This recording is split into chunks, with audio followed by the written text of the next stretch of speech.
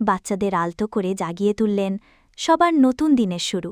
এরপর সবাই মিলে বের হল ফসলের জমিতে। দাদু আর তার বিশ্বস্ত গরু একসাথে মাঠে নেমে পড়ল আলু চাষে। দিনভর পরিশ্রম শেষে আলুগুলো তুলে ঝুড়িতে ভরে মাথায় করে বাড়ি ফিরলেন। বাড়ি ফিরেই শুরু হল নতুন প্রস্তুতি। বাজারে নিয়ে গেলেন আলুগুলো বিক্রি করতে।